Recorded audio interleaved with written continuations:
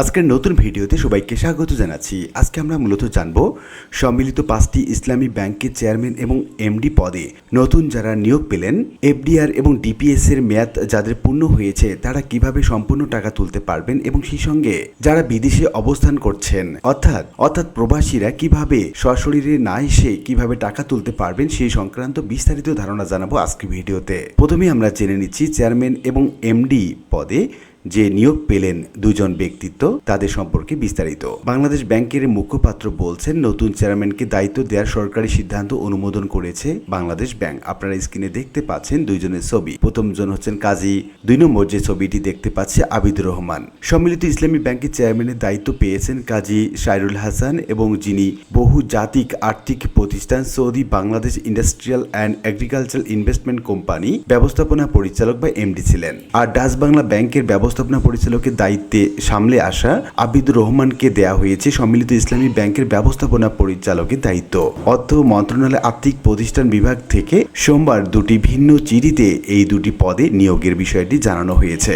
অর্থ মন্ত্রণালয়ের আর্থিক প্রতিষ্ঠান বিভাগের একজন কর্মকর্তা bdnews24.com কে বলেন, তাদের নিয়োগ দেওয়া হয়েছে, তবে তাদের যোগ দেওয়ার আগে বাংলাদেশ ব্যাংকের অনাপত্তি লাগবে। পরে সন্ধ্যায় বাংলাদেশ ব্যাংকের মুখপাত্র নির্বাহী পরিচালক আরিফ হোসেন খান bdnews24.com কে বলেন, কাজী সাইরুলকে চেয়ারম্যানের দায়িত্ব দেওয়া হয়েছে এবং এটি সরকারিভাবে অনুমোদন করেছে বাংলাদেশ ব্যাংক। তিনি জানান, বুধবার সম্মিলিত ইসলামী ব্যাংকের পরিচালনা পর্ষদের সভা অনুষ্ঠিত হবে।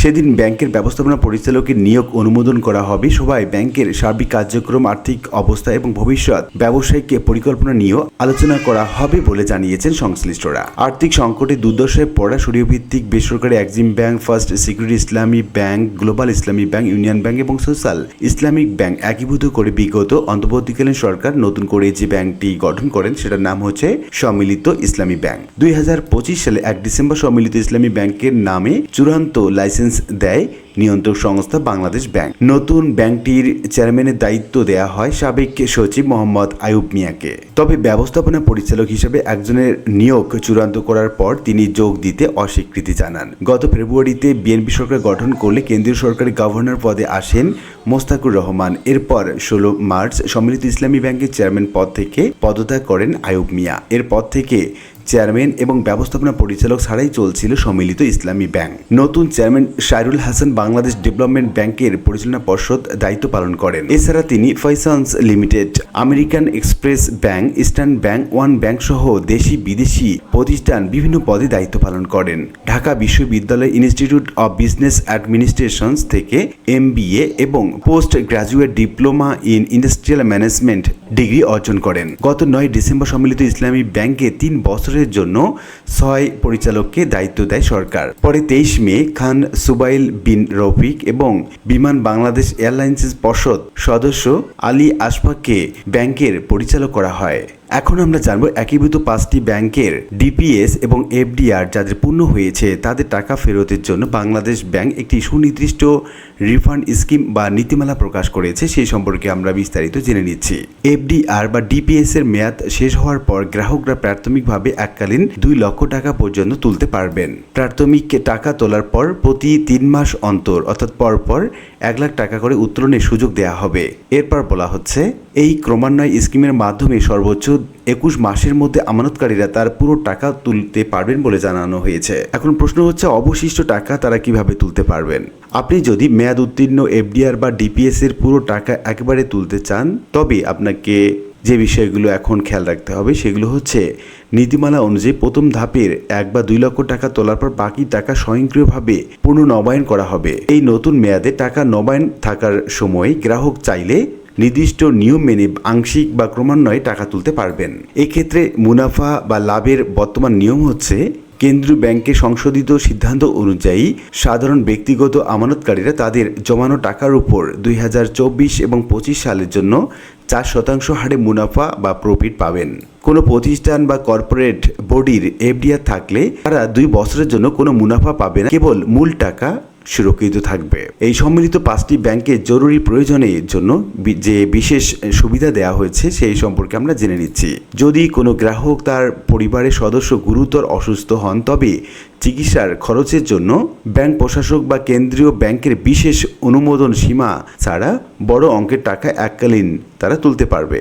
সাধারণ চিকিৎসার খরচের প্রয়োজনে ব্যাংকটির স্থানীয় শাখা বা প্রশাসক সর্বোচ্চ 10 লক্ষ টাকা তাৎক্ষণিকভাবে তুলতে পারবেন। এখন আমরা আসি প্রবাসীরা কিভাবে টাকা তুলতে পারবেন সে বিষয়ে। প্রবাসীদের অ্যাকাউন্টে যদি কোনো নমিনি যুক্ত থাকে, তবে প্রবাসীর লিখিত আবেদন এবং দূরশিক্ষণ ভেরিফিকেশনের মাধ্যমে নমিনি শাখা থেকে টাকা তুলতে পারবেন। সাধারণ নিয়মের মতোই প্রথম ধাপে সর্বোচ্চ 2 লাখ টাকা এবং পরবর্তী ধাপে 3 মাস পরপর 1 লক্ষ টাকা করে তোলা যাবে। এক্ষেত্রে পাওয়ার অফ অ্যাটর্নি বা মুক্তরনামা হিসাবে যে নিয়ম চালু করা হয়েছে সেই সম্পর্কে আমরা জেনে নিচ্ছি। প্রবাসী গ্রাহক বিদেশে অবস্থানরত বাংলাদেশ দূতাবাস বা হাই কমিশন থেকে সত্যায়িত একটি পাওয়ার অফ অ্যাটর্নি আইনি প্রতিনিধি নিয়োগ কাগজ দেশে পাঠাতে পারেন। উক্ত আইনটি প্রতিনিধি মূল ব্যাংকের শাখায় গিয়ে প্রবাসীর অ্যাকাউন্ট থেকে নির্ধারিত রিফান্ড স্কিমের টাকা উক্ত আইনি প্রতিনিধি মূল ব্যাংকের শাখায় গিয়ে প্রবাসীর অ্যাকাউন্ট থেকে নির্ধারিত রিফান্ড স্কিমের টাকা তুলতে বা অন্য অ্যাকাউন্টে স্থানান্তর করতে পারবেন।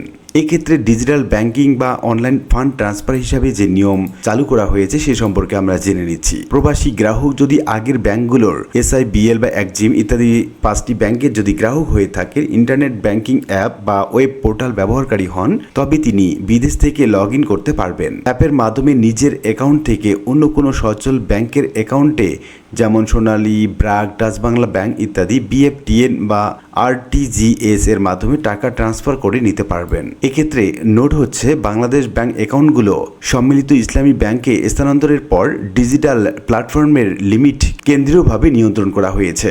প্রবাসীদের জন্য যদি বিশেষ ছাড়ের কথা বলা হয়, সেক্ষেত্রে নিয়ম হচ্ছে, প্রবাসী দেশে থাকা পরিবারের কোনো সদস্য যদি ক্যান্সার, কিডনি, ডায়ালাইসিস বা গুরুতর অসুস্থতার জন্য আক্রান্ত হন, তবে উপযুক্ত মেডিকেল প্রমাণসহ জমা দিয়ে প্রবাসীর অ্যাকাউন্ট থেকে কোনো লিমিট ছাড়াই সম্পূর্ণ টাকা একেবারে তোলা যাবে। তো উল্লিখিত আলোচনা থেকে আমরা এটুকু বলতে পারছি যে চেয়ারম্যান এবং MD পেল সম্মিলিত ইসলামী ব্যাংক, এবং এই নতুন 2 জন অভিজ্ঞ চেয়ারম্যান এবং MD পাওয়ার কারণে সম্মিলিত 5টি ইসলামী ব্যাংক তাদের কার্যক্রম ত্বরান্বিত করবে, এবং সেই সঙ্গে FDR ও DPS এ যাদের মেয়াদ পূর্ণ হয়েছে তারাও তাদের টাকা সম্পূর্ণভাবে নিয়ম মেনে চলতে পারবে। এবং সেই সঙ্গে একটা গুরুত্বপূর্ণ বিষয় হচ্ছে, চেয়ারম্যান এবং MD যেহেতু নতুন করে নিয়োগ পেয়েছেন এবং তারা যেহেতু অনেক অভিজ্ঞ, সেক্ষেত্রে এই সম্মিলিত 5টি ব্যাংকের একটা সম্মিলিত ধারণার মাধ্যমে একটা ব্যাপক বিবর্তন আসবে, এবং সেই সঙ্গে গ্রাহকগণ তাদের প্রয়োজন অনুযায়ী টাকা তুলতে পারবেন, এমনটি বিশ্বাস করেন গ্রাহক সেই সঙ্গে সরকার।